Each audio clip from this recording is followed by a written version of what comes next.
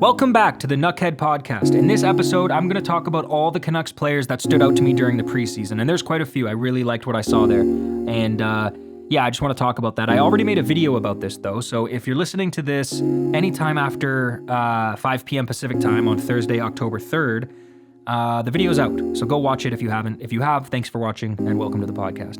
I'm not going to talk about any of the players that I talked about in that video, because I already talked about them. So go watch that if you want to hear anything about Jonathan Lekkerimäki, Aatu Räty, Kirill Kudryavtsev, Vincent Desharnais, Daniel Sprong, or Kiefer Sherwood, because those were my top 6 performers. But there's a lot more. There's a lot more. So there's not really any need for an intro. Let's just get into it.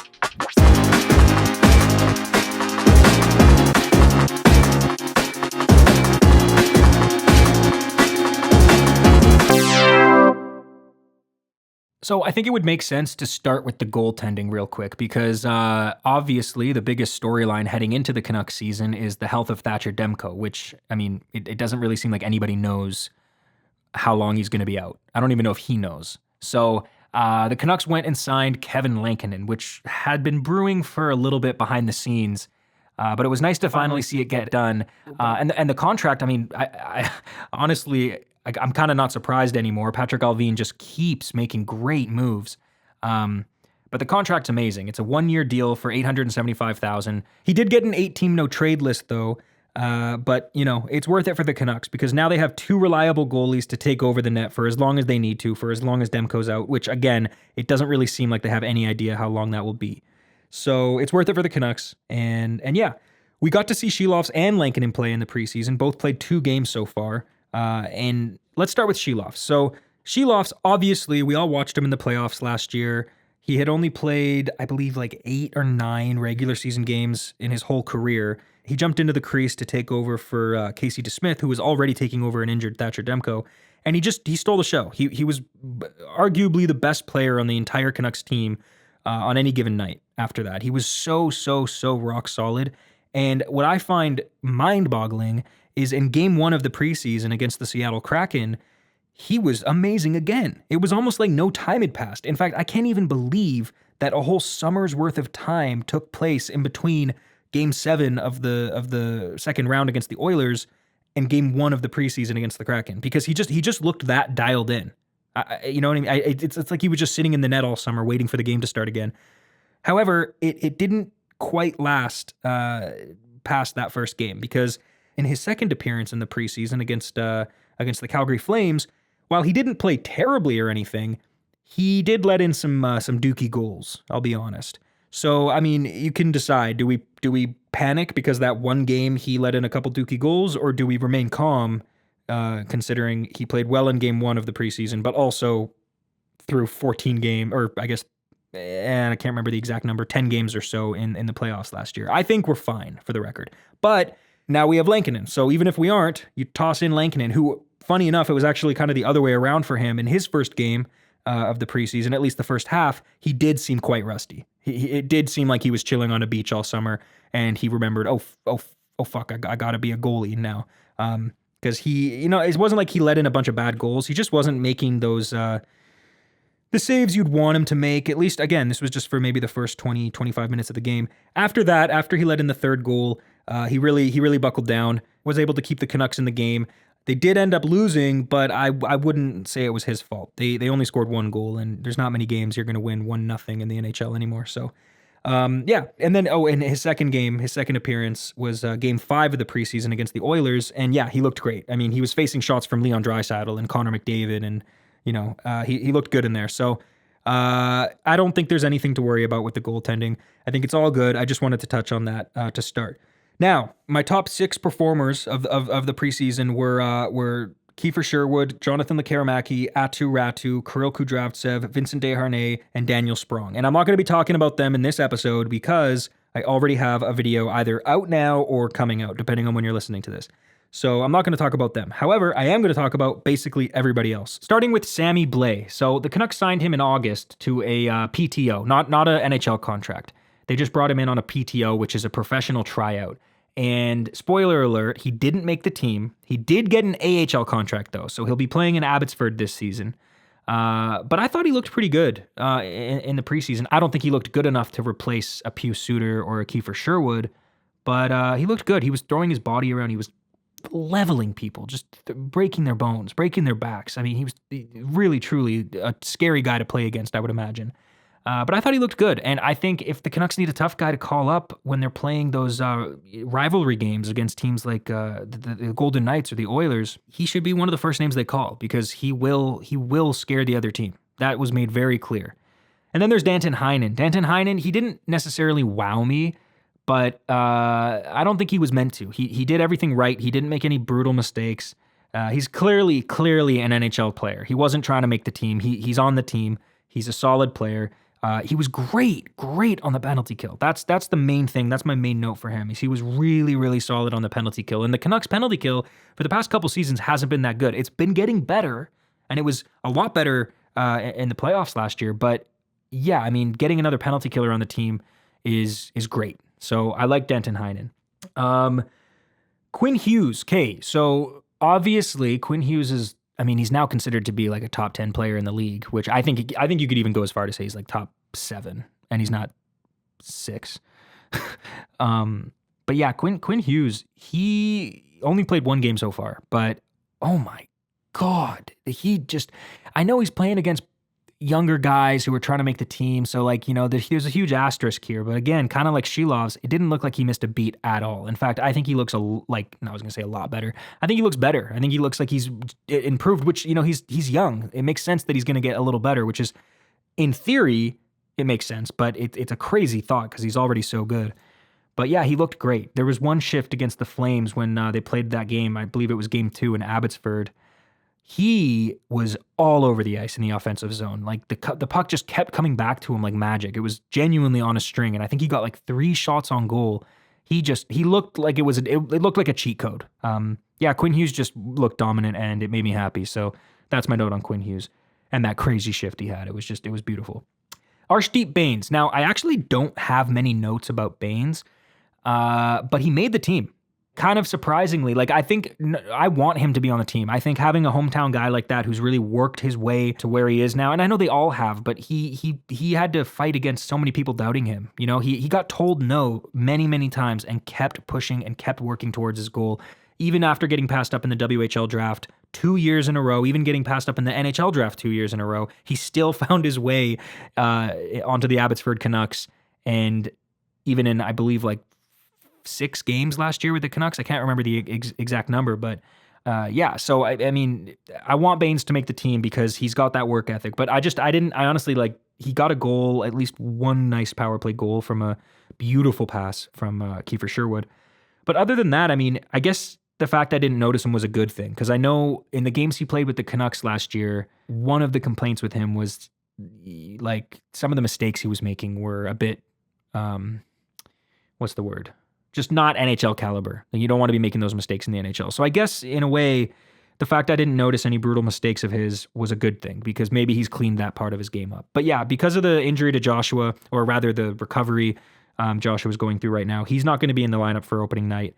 It doesn't seem like Bluger is going to be in the lineup for opening night either, which I don't know much about, but I think that's left room for Bains. So Bains is probably the 13th forward for opening night, but he might take that 4th line left wing spot. So I don't know. But yeah, Bains, happy for him. That's exactly what I wanted. I am kind of surprised. I don't think he did like enough to wow the coaches, but I guess he did. Vilmer Alriksson. Okay, Vilmer Alriksson. This guy, 6'6", 215 pounds, only 19 years old. People are pretty excited about him now. Everyone knows his name. He got in a fight in the preseason. He was laying his body around, hitting people left, right, and center. He was powering his way to the net, using his size. Like, the thing about him is he has so much potential based on his size alone, because if he can just figure out how to use it to his advantage, the way players before him, like Todd Bertuzzi did, or even current players like Tage Thompson, he can be really good because he has a natural scoring ability. Like, you can't really teach natural scoring ability to players, right? Otherwise, everyone would be McDavid. You can't really teach that kind of thing, and he has good vision on the ice. He has good offensive awareness, and when you match that with the fact he's 6'6", 215 pounds at just 19 years old, you kind of start going down the rabbit hole of how exciting this player could end up being. So if he can just figure out how to use his size to his advantage, he could be a serious difference maker. Not this year, but maybe in a couple years. So I liked how he looked, and I liked that he stood up for himself. He laid a big hit. Someone tried to fight him, so he fought, and that was cool. Conor Garland and Nils Höglander. Now, these are two of my favorite players. You guys all know that. I think they're fan favorites no matter who you ask. They are now playing on the same line because Dakota Joshua's out, like I said, recovering from testicular cancer. He won't be in the lineup for at least, the first couple games of the season. That means that left wing spot on the third line is open, and Nils Höglander was just put there, and Höglander and Garland are just absolute demons together. They look so good, and it helps. I touched on this in the video, but they put Aatu Räty in between them, centering them, and all three of them, they just have a chemistry that is brewing that looks beautiful, and I really, really hope all three of them are together on opening night, because I have a good feeling about this line. And it makes me wonder when Dakota Joshua comes back, assuming this line just keeps going at the pace they're going, where does he slot in? Do they just put the lifeline right back together? Maybe. Probably. But I don't know. Anyway, Conor Garland and Nils Höglander are just dynamic together, absolute menaces on the ice. I would not want to play against them. They would drive me nuts, and I love them. Who else? Okay, so Elias Pettersson, a.k.a. D-Petey, a.k.a. Elias Pettersson, a.k.a. elitist defenserman. He didn't look bad, although he did make a couple mistakes. I talked about this in the video too. Kirill Kudryavtsev is now my favored pick between the two of them when it comes to who I think is going to make the NHL sooner. I think Kirill Kudryavtsev just has... They're both left-handed D, so I don't think they can both make the team at the same time. You'd have to, knock on wood, Carson Soucy would have to get injured, or God forbid, Quinn Hughes. So I don't think they're both going to make the team this year.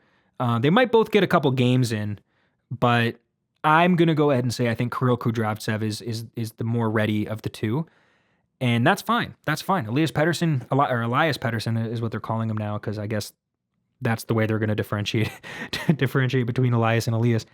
Elias Pettersson, or D-Petey, he's going to marinate. He's going to play a full season in Abbotsford this year, assuming he doesn't get called up. But again, I kind of think he's just going to, if he does, it'll be under 10 games, I imagine. But I liked his play. He looked cool. He played with Hronek at one point. He was paired on defense with, who was the other one he was paired with? I think Friedman for a bit too. And Friedman, oh man, where do I go with Friedman? Looks fast, dynamic. I don't know what he changed, or maybe I'm just seeing him differently now. Or maybe he's being utilized different by the Canucks coaching staff. I don't know, but Mark Friedman looks good out there. He does, and he made the team too. He wasn't sent down to Abbotsford. He should be either the sixth, or it won't be. I don't think he'll be in the lineup, but he'll be one of the players in the press box for opening night with the Canucks, and that's pretty good for him, because he played really well. He really, really did. Kind of surprised me. Tyler Myers.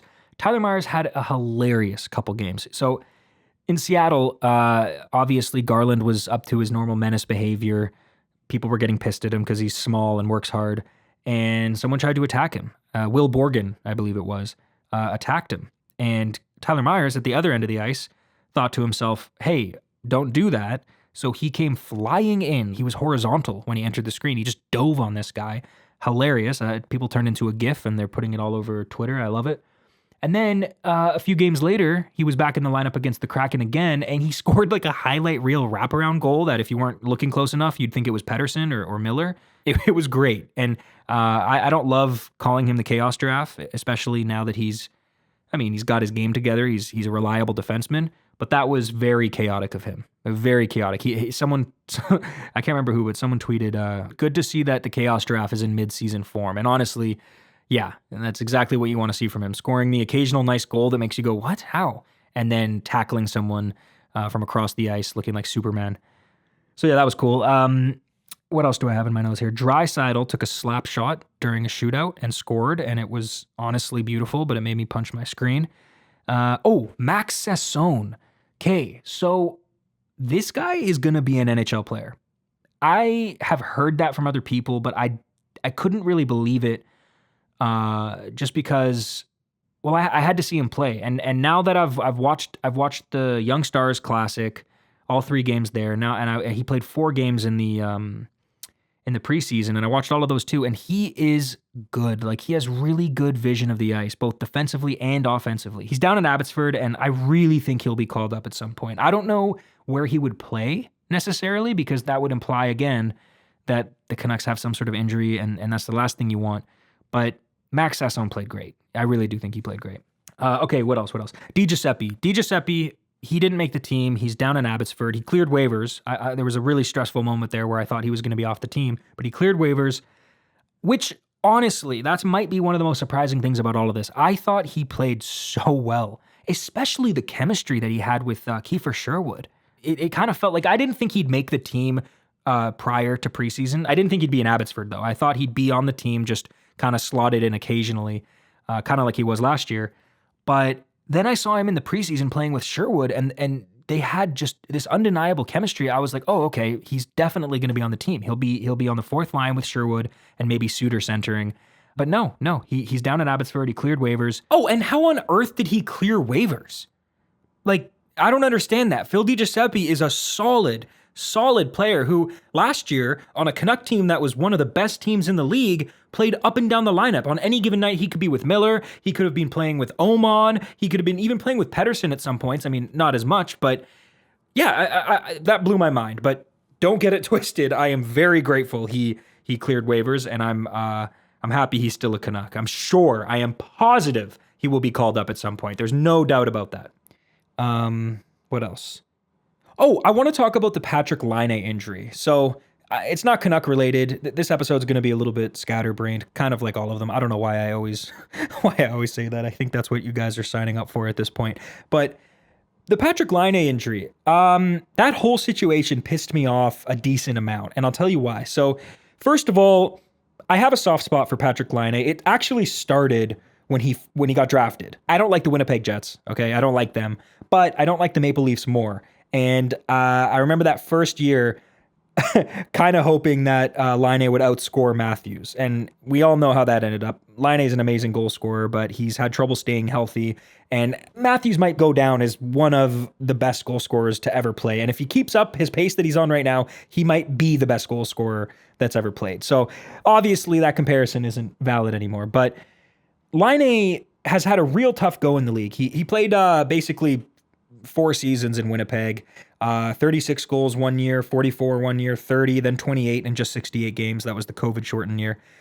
He's a good goal scorer, but it wasn't working out in Winnipeg. They had, I can't remember exactly why. We don't have to get into it. That's not really the point, but he got traded to Columbus and he never actually played a full season in Columbus, especially, last year he was looking to bounce back after only playing 55 games the season prior, but he got injured early in the season and only played 18 games. So he requests a trade out of Columbus. He wants a fresh start, wants to work on his mental health.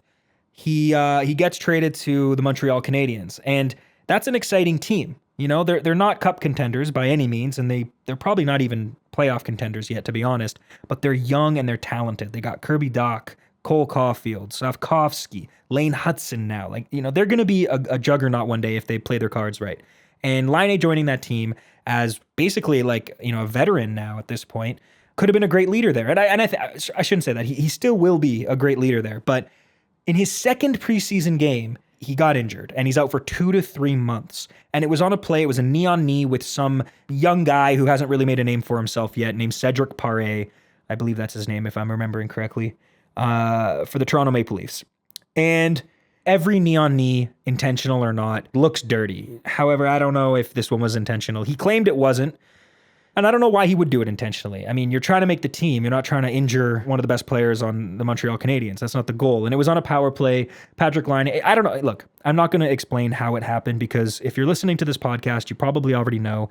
And if you're not, you might as well just go watch the video because why would you listen to me explain it? I'm just trying to tell you why it pissed me off. So first of all, it pissed me off because I was really looking forward to seeing what he could do with the Montreal Canadiens this year. I seriously, I was expecting a 40-goal season from him. I really thought he would just snap right back to form. But so I mean, just in general, it's annoying. But then what happened after? So this guy injured one of your best players, and there's a hockey code where you kind of have to step up to the plate. You kind of have to be like, all right, intentional or not, I injured one of your best guys, and it's clear, like, it's a bad injury. It was very, very obvious in the moment that it wasn't going to be a bruise, right? We knew right away this was going to be a long injury. In fact, a lot of people thought it was going to be a season-ending injury, and when the news broke that it was just going to be 2 to 3 months, that was actually the best-case scenario. So, anyways, Cedric Paré, again, let me Google this. Is he a young guy? I've never heard of him, so I'm assuming he's just a young guy. Let me see. Cedric Paré. Let's see here. I mean, he's not that young. He's 25. Why have I never heard of this guy? 6'3" center, number 56 for the Maple Leafs. He's only played in the AHL. He's played for the Belleville Senators, the Colorado Eagles. Clearly, he's just trying to make the team. And in the middle of the game, Arber Xhekaj, the tough guy on the Canadiens, goes to fight him, and he doesn't fight. So the thing is, it kind of was reminiscent of the Todd Bertuzzi-Steve Moore incident from 2004, where Moore wouldn't fight Bertuzzi, even though that one is different because Moore fought, I believe it was Matt Cook earlier in that game, and that should have been it, but Bertuzzi wanted a piece of him for himself. And a lot of people were comparing it to that situation because what happened was Arber Xhekaj didn't take no for an answer and just grabbed him and started punching him. And he was furious. He was like, even after getting his anger out, he was still so angry in the box. And this is the dilemma I'm having. And the reason why it pissed me off is because it felt good watching that. I was like, yeah, get him. He injured one of your best players. I don't even think it was intentional, but like, get him. But everyone was calling for Xhekaj to be like, I saw a tweet that was like, get him out of the league forever. Like, what are you talking about? What are you talking about? This is hockey.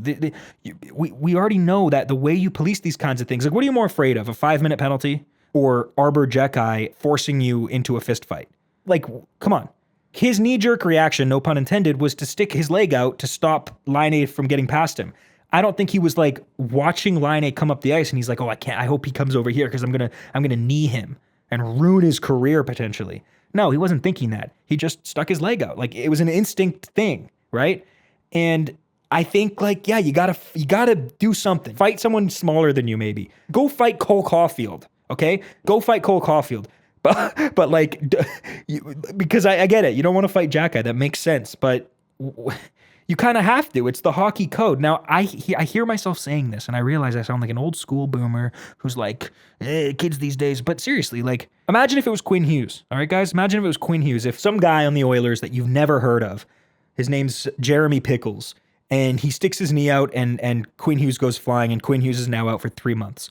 Don't you want Dakota Joshua and Conor Garland and Tyler Myers and Vincent Desharnais and Nils Big Hog Höglander and Thatcher Demko and Rick Tocchet and, I don't know, I guess that's it, to just all gang up on him? Wouldn't you want that? Now that I said that out loud, I guess that's not, probably not appropriate. To be honest, I don't think what Xhekaj did was actually smart. I just got riled up. He threw a temper tantrum, by the way. A huge temper tantrum. It felt justified, but maybe it wasn't. I don't know, guys. That was just my 2 cents. Also, there was another bad injury, like to their future all-star defenseman, David Reinbacher, and he's out for months as well. And that happened in the same period. This is the first period, I believe, of the second preseason game. So Xhekaj was just pissed. And then the next game, he went after Tim Stützle of the Ottawa Senators with a high hit. He's clearly pissed off, and I don't blame him. He probably came into the season like, oh, cool, we got this young defender, we got this new right winger who can put up 40 goals a season. We're gonna have a good year. This is gonna be great. And then both those guys are gone. You know, I'd be pissed too. I'd be pissed too. I think that's probably where I'll end this episode, just because I did already talk about all the players I wanted to, at least all the Canucks players that stood out to me in the preseason. Let me just think. Was there anybody else I missed? Jiří Patera. Jiří Patera was good. I liked him, but unfortunately, he just got claimed off waivers by the Boston Bruins, which hilariously may have fucked their whole team up. We can talk about that for a second, because the Boston Bruins, look, I'm still bitter about 2011, okay? So anytime the Bruins do something stupid or lose, I'm happy. And they might have lost Jeremy Swayman. They had 2 great goalies, right? They had Linus Ullmark and Jeremy Swayman. And they've had them sharing the net now for, I think, like three or 4 years, maybe somewhere around there. I'm not entirely sure, but they're 2 great goalies, and there's conversations. Linus Ullmark or Jeremy Swayman, one of them would have to be moved because Boston doesn't need both, and they could get a haul for one of them. So they ended up trading Linus Ullmark to the Ottawa Senators. And then before re-signing Jeremy Swayman, they went and signed Nikita Zadorov and Elias Lindholm in free agency for like $8,000 gajillion, and now they can't afford what Jeremy Swayman wants. So he's holding out until they give him what he wants. And the rumor is that he wants $10 million. He wants to reset the goalie market because he doesn't think goalies get paid enough in general, and he wants to be the person that resets it. So he's like, I know, if I'm your starting goalie, I want $10 million for 8 years. And then Cam Neely, the Boston Bruins general manager, came out and was just like, hey, if it were me, I'd be playing because $64 million is enough. I'm paraphrasing, obviously, but that's basically what he said. And then Jeremy Swayman's agent came out and was like, we were never offered $64 million, which would have been 8x8. Anyways, the whole thing's a mess. It's hilarious. But the Bruins got Jiří Patera, and he stood out to me. He played a good game. I believe it was the second game. It doesn't matter. He played well in the preseason for the Canucks, but good luck to him. Maybe he'll be the starting goalie for the Bruins. Hilarious. Anyways, okay, go watch the video that I put out. Unless it's before 5 p.m. Pacific, in which case it's not out yet. So just like set a timer or something. I don't know, or just live your life and find it when you find it. I don't care. Thanks guys for listening. I'll see you next week. Okay, bye.